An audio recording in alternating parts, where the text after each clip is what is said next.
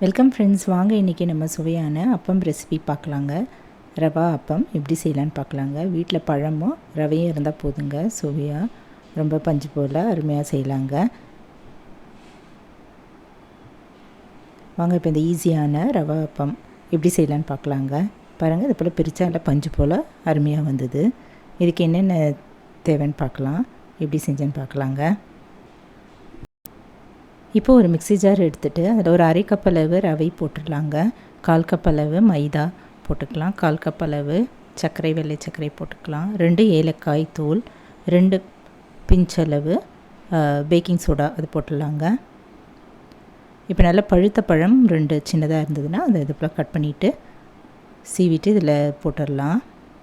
இது நல்லா அரைச்சிக்கலாங்க.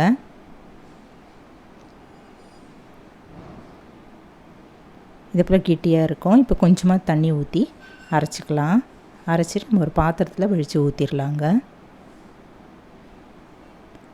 நல்லா கரைச்சிட்டு மூடி வச்சிடலாம். இல்லை 2 மணி நேரம் நல்லா ஊறட்டும். இந்த ரவெல்லாம் ஊறட்டுங்க.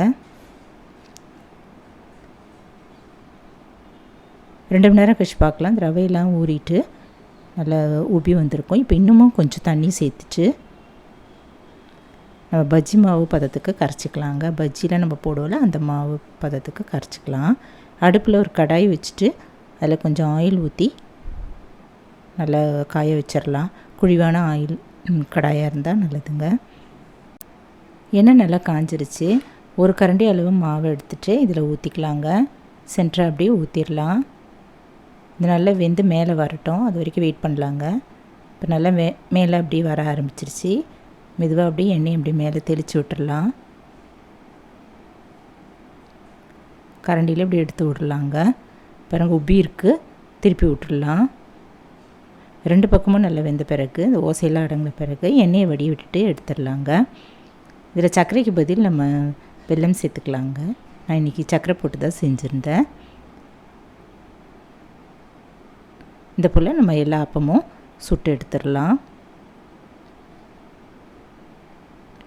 அருமையான வாழைப்பழ ரவை அப்பம் நீங்களும் இது போல் ஒரு முறை செய்து பாருங்கள். ஈஸியாக டக்குன்னு செஞ்சிடலாம். பஞ்சு போல் இருக்கிற இந்த அப்பம் நீங்களும் செய்து பார்த்துட்டு எப்படி இருக்குன்னு சொல்லுங்கள். இதில் கிட்டத்தட்ட ஒரு 6 வந்ததுங்க. நான் போட்டிருந்த இந்த மாவுக்கு 6 அப்பம் வந்திருந்தது. ருசியான இந்த ரவா அப்பம் நீங்களும் ஒரு பழமும் ரவையும் வச்சு இது போல் செய்து பாருங்கள். இந்த வீடியோ பிடிச்சதுன்னா என்னுடைய சேனலான குக்கிங் வித் சித்ரா அன்பு சேனலை சப்ஸ்கிரைப் பண்ணிக்கோங்க. தேங்க்ஸ் ஃபார் வாட்சிங். நம்ம அடுத்த வீடியோவில் பார்க்கலாம். நன்றி, வணக்கம்.